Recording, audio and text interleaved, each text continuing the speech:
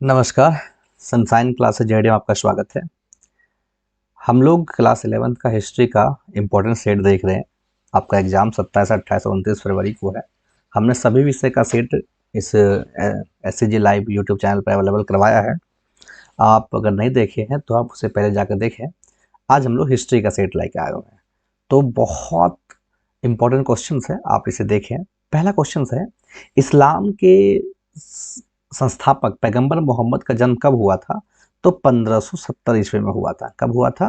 1570 ईस्वी में। ठीक है। दूसरा सवाल है, पैगंबर मोहम्मद को सत्य के दिव्य दर्शन किस आयु में हुए थे? सत्य के दिव्य दर्शन यानी सत्य उन्हें कब प्राप्त हुआ था? तो 40 वर्ष की आयु में हुआ था। कब हुआ था? 40 वर्ष की आयु में। आगे, मुस्लिम पंचांग का प्रथम वर्ष क्या माना जाता है? तो मुस्लिम पंचांग का प्रथम वर्ष जो है 1622 ईस्वी माना जाता है। आपको पता है हिंदू पंचांग अलग होते हैं और मुस्लिम पंचांग अलग होते हैं। हिंदू पंचांग में शक संवत और विक्रम संवत चलते हैं और मुस्लिम पंचांग में हिजरी संवत चलते हैं। सालमैन कौन था? तो सालमैन जो है फ्रांस का शासक था। कौन था? तो फ्रांस का शासक था। आगे, चंगेज खान का प्रारंभिक नाम क्या था? चंगेज खान का प्रारंभिक नाम तेमुजीन था। क्या था? तो तेमुजीन था। आगे, ओल्डुवई गॉर्ज रिफ घाटी जहां आदिवासी मानव का इतिहास के चिन्ह पाए गए हैं, वह कहाँ स्थित है? तो वह पूर्वी अफ्रीका में। देखिए ध्यान रखिए, ये है नाम ओल्डी गॉर्ज रिफ्ट घाटी, जहां इतिहास के आदि मानव आदिकालीन इतिहास के चिन्ह पाए गए हैं, वो मानव के चिन्ह पाए गए आदिकालीन इतिहास में, वो कहाँ स्थित है? तो पूर्वी अफ्रीका में स्थित है। योजनाबद्ध तरीके से, क्या सवाल है, योजनाबद्ध तरीके से जानवरों को शिकार करने का सबसे पुराना स्पष्ट साक्ष्य कहाँ मिलता है? तो ब्रास ग्रोव में। देखिए, योजनाबद्ध तरीके का मतलब है कि योजना बनाकर लोग शिकार करते थे जानवरों का, और इसका साक्ष्य, सबसे पुराना साक्ष्य कहाँ मिलता है? तो ब्रास ग्रोव में। ये है कहाँ? तो इंग्लैंड में है। कहाँ है? इंग्लैंड में है। आगे, मेसोपोटामिया की सभ्यता जानी जाती है, किसके लिए जानी जाती है मेसोपोटामिया की सभ्यता? आपको पता है मोहनजोदड़ो मेसोपोटामिया। आप अगर नहीं पता है तो आप हिस्ट्री पढ़ रहे हो तो नेसेसरी आपको पता ही होना चाहिए, और नहीं है तो आप देख लीजिए। वो समृद्ध था शहरी जीवन के लिए, वो समृद्ध थे, शहरी जीवन जी रहे थे। उस जमाने में वहाँ टॉयलेट थे, उस जमाने में रोड अच्छे थे, उस जमाने में अच्छे बिल्डिंग्स थे, उस जमाने में लोग पानी संचय करने की जगह बनाते थे। विशाल एवं समृद्ध साहित्य के लिए, विशाल साहित्य था उनका, और गणित और खगोल विद्या के, ये तीनों ज्ञान उनके पास था, इसलिए हम लोग उपयुक्त सभी के साथ जाएंगे। चलिए आगे बढ़ते हैं। क्वेश्चन नंबर 9 बोल रहा है कि 14वीं ईस्वी के आरामाइक भाषा मिलती जुलती है, किस भाषा से मिलती जुलती? 14वीं ईसा पूर्व में जो भाषा थी आरामाइक, वो भाषा हिब्रू भाषा से मिलती जुलती है। किस भाषा से मिलती जुलती है? तो हिब्रू भाषा से मिलती जुलती है। तुर्कों के कुस्तुनतुनिया तुर्कों ने कुस्तुनतुनिया को कब जीता? तो तुर्क साम्राज्य ने कुस्तुनतुनिया को जो है 1453 ईस्वी में जीता। कब जीता? तो 1453 ईस्वी में जीता। मेसोपोटामिया में पुरातात्विक खोजों का आरंभ हुआ। मेसोपोटामिया में पुरातात्विक खोजों का आरंभ कब किया गया? तो 1840 के दशक में। 1840 के दशक में। पैगंबर मोहम्मद साहब का जन्म किस स्थान पे हुआ था? ऐसा माना जाता है कि पैगंबर मोहम्मद साहब का जन्म जो है वो मक्का पे हुआ, मक्का में हुआ था। और मक्का से मदीना को पैगंबर मोहम्मद साहब का प्रस्थान क्या कहलाता है?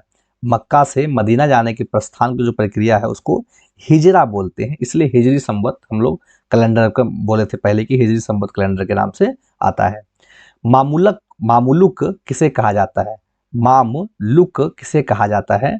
तो मामलुक जो है तुर्की गुलाम अधिकारी को कहा जाता है। जो तुर्की लोग गुलाम बना के रखते हैं किसी अधिकारी को, तो उसे क्या कहा जाता है? तो मामुलुक कहा जाता है। क्या कहा जाता है? तो मामुलुक। ठीक है। आगे, वारका शीर्ष कहाँ मिलता है? वारका शीर्ष कहाँ मिलता है? तो ये उरुक में मिलता है। कहाँ मिलता है? उरुक में मिलता है। यूरोप में मिले सबसे पुराने होमो जीवाश्म का नाम क्या है? तो होमो हाइडेलबर्गेसिस। ये नाम याद रखिएगा, हल्का लंबा नाम है, लेकिन ये सवाल कई बार एग्जाम में पूछे गए हैं। होमो हाइडेलबर्गेसिस ये जो है यूरोप में मिलने वाले सबसे पुराने जीवाश्म है। आगे, मेसोपोटामिया फरात तथा दजला नदियों के बीच का हिस्सा क्या कहलाता है? तो इराक कहलाता है। इराक का हिस्सा है ये मेसोपोटामिया फरात और दजला नदियों के बीच का हिस्सा इराक में है। ठीक है, आगे बढ़ें तो क्वेश्चन नंबर 18, बेबीलोन मेसोपोटामिया का सबसे महत्वपूर्ण शहर कब बन गया था? बेबीलोन जो है मेसोपोटामिया का 2000 ईस्वी तक सबसे महत्वपूर्ण शहर बनकर उभरा था। दिशा सूचक यंत्र का आविष्कार कब हुआ, जिसको हम लोग दिशा सूचक यंत्र, जिसको जिसमें आप देखे होंगे उसमें गोल सा होता है, ये एक लंबी एक चुंबकीय यंत्र लगा होता है, तो 1380 ईस्वी में हो गया था। कितना साल पहले सोचिए। औद्योगिक क्रांति के ने समाज के निम्न में से एक नए वर्ग का जन्म दिया। औद्योगिक क्रांति जब हुआ तो कौन सा वर्ग आया? तो वेतन भोगी श्रमिक, यानी वेतन लेके काम करने वाले श्रमिक, जिसको आजकल हम लोग सरकारी नौकर के नाम से जानते हैं। यूरोपीय लोग मुद्रण प्रणाली के ज्ञान हेतु किसे ऋणी रहे? यूरोपीय लोग जो है मुद्रण, मतलब यूरोपीय लोग मुद्रण प्रणाली कहाँ से सीखे? तो चीन तथा मंगोल के शासक थे। चीन और मंगोल शासक ने उन्होंने क्या सिखाया कि पैसा को कैसे छापा जा सकता है और पैसा को कैसे बांटा जा सकता है और पैसे के आधार पर कैसे चलाए जा सकते हैं जीवन। मानव के आधुनिकीकरण का एक दुष्प्रभाव क्या था? देखिए, मानव जब आधुनिकीकरण आएगा, हम लोग आधुनिक हो रहे हैं अभी, तो एक उसका दुष्प्रभाव क्या है? तो सैनिकवाद है। अधिक प्रॉब्लम से लड़ाई झगड़ा, बम बारूद, ये फलना ढिकना, इस तरह की चीजें जो देखने को मिलते हैं, तो आधुनिकीकरण के कारण ही होता है। मानव में आधुनिक बैंकिंग संस्थाओं का आरंभ कब हुआ? तो आधुनिक बैंकों का संस्थान आरंभ जो है कहाँ? जापान में। जापान में जो है आधुनिक बैंक का आरंभ 1872 ईस्वी में हो गया था। और हमारे देश में देखिए पिछले 4-5 साल से आधुनिक बैंक अच्छी तरीके से चल रहे हैं। ओगोदेई किसका पुत्र था? तो ओगोदेई जो है वो चंगेज खान का पुत्र था। किसका पुत्र था? तो चंगेज खान का पुत्र था। लास्ट सपर चित्र का निर्माण किस वर्ष किया गया? तो लास्ट सपर चित्र का निर्माण 1495 ईस्वी में किया गया था। 95 थीसिस की रचना किस वर्ष की गई थी? तो 95 थीसिस की रचना जो है 1517 ईस्वी में की गई थी। झूलते बाग किस सभ्यता की विशेषता है? तो झूलते हुए बाग जो है वो इंका सभ्यता की विशेषता है। वास्को डिगामा कहाँ का निवासी था? तो वास्को डिगामा पुर्तगाल का निवासी था, जिसने भारत की खोज की थी। आगे बढ़ें, हम लोग आंसर बता रहे हैं। आप आंसर को एक बार ध्यान से सिर्फ सुन लीजिए और देख लीजिए, आपको ये आंसर ऑटोमेटिक एग्जाम में जो है आप लिख के आ जाएंगे। इनमें से किस देश में गुफा चित्र मिलते हैं? तो स्पेन में।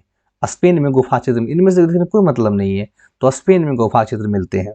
मंगोल साम्राज्य की स्थापना किसने किया था? तो मंगोल साम्राज्य के संस्थापक जो है वो चंगेज खान थे। कौन थे? चंगेज खान थे। औद्योगिक क्रांति के परिणामों से कौन सही है? औद्योगिक क्रांति का परिणाम क्या हुआ? औद्योगिक नगरों का विकास होना शुरू हुआ। देखिए, औद्योगिक क्रांति होंगे तो नगर बनेंगे और औद्योगिक नगर का विकास तेजी से होना शुरू हुआ। ताइवान में मार्शल लॉ कब हटाया गया? ताइवान में मार्शल लॉ जो है 1887 ईस्वी में हटाया गया। जापानी सैन्य बलों का सर्वोच्च कमांडर क्या कहलाता है? कौन होता है? जापानी सैन्य बलों का सर्वोच्च कमांडर सम्राट होता है। कौन होता है? तो सम्राट होता है। रूस में मुगलों का राज्य कितने वर्षों तक रहा? तो रूस में जो है मुगलों का राज्य जो है 300 वर्षों तक रहा। मंगोलिया गणराज्य कब बना? तो मंगोलिया जो है 1921 में गणराज्य बना। ग्रेगोरियन कैलेंडर का आरंभ कब हुआ? ग्रेगोरियन कैलेंडर का आरंभ जो है 1582 ईस्वी में हुआ। कोलंबस अमेरिका किस वर्ष पहुंचा? तो 1492 ईस्वी में कोलंबस अमेरिका पहुंचा।